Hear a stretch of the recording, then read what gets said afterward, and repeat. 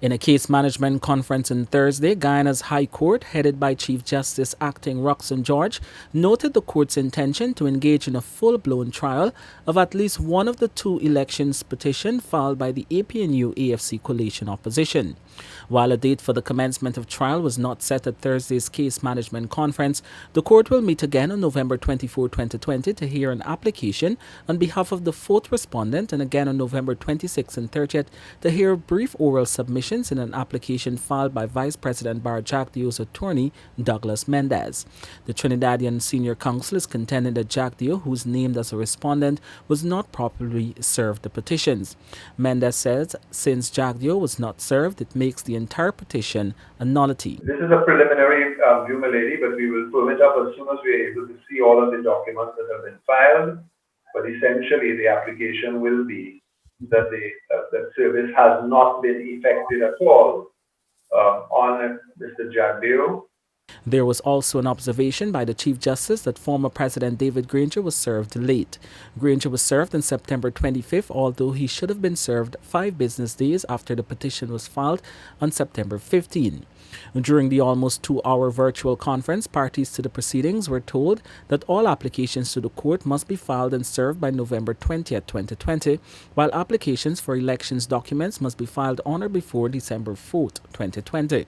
Observing that there is already a voluminous number of documents and exhibits, the Chief Justice urged respondents not to exhibit documents that are already before the court. On the issues of requesting documents from the Guyana Elections Commission, Justice George said in her preliminary view, parties in the proceedings cannot object to an application for the production or inspection of elections documents. The APNU+AFC filed its first elections petition on August 31st, 2020, officially challenging the outcome of the March 2nd, 2020 elections and the recount exercise from which the People's Progressive Party emerged victorious. A second petition was filed subsequently on September 15, 2020, also challenging the March 2nd, 2020 elections. In a synopsis on petition 88 of 2020, foretold the court that the APNU+AFC was challenging the legitimacy of the elections report, which allowed for Dr. Irfan Ali to be sworn in as president. He said his team intends to call no witnesses. He explained that there is no need to lead evidence because the defense will be relying on affidavits and exhibits on file. Those documents, Ford had said previously, include the observation reports from the recount exercise.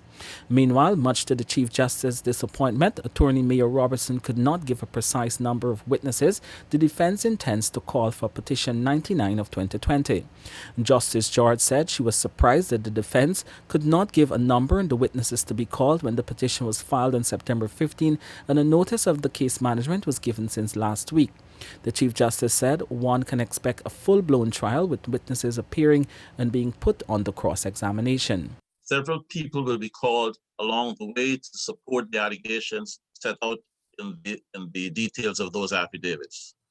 I am sorry at this point, Your Honor, I cannot give a precise number, but I can endeavor to do that certainly within the next week.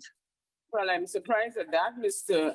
Robertson, because having filed a petition on the 15th of September, and it's very voluminous in its thing, one would expect that you would know how many witnesses you will be calling.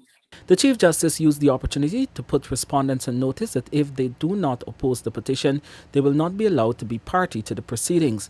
She made the observation in response to a relief being sought in both petitions for the court to issue an order that the chairman of the Guyana Elections Commission to declare the former President David Granger to be duly elected.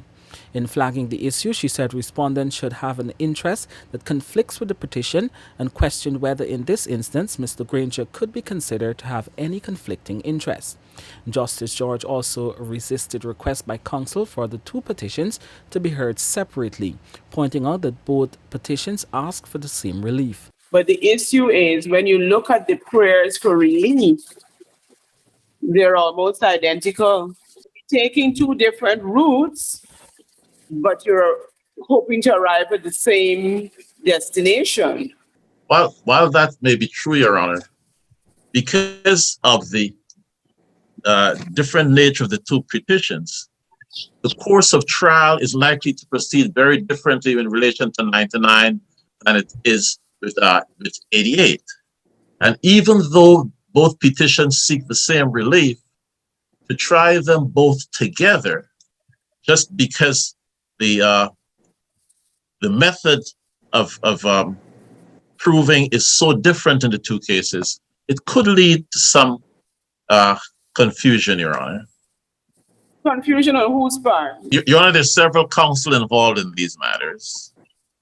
And some of the orders, for instance, that might be sought along the way in 99, with respect to evidence, with respect to production of documents, would not necessarily apply to 88.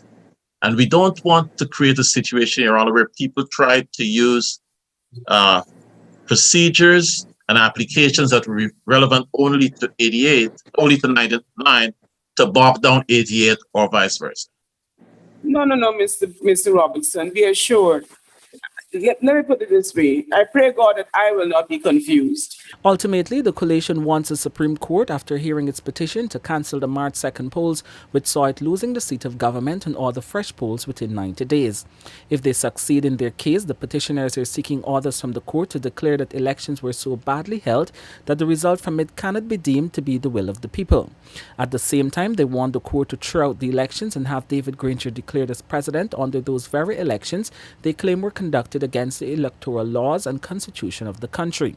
The petitioners want the Guyana Elections Commission (GECOM) to use the vote count from the 10 returning officers to declare the results of the elections.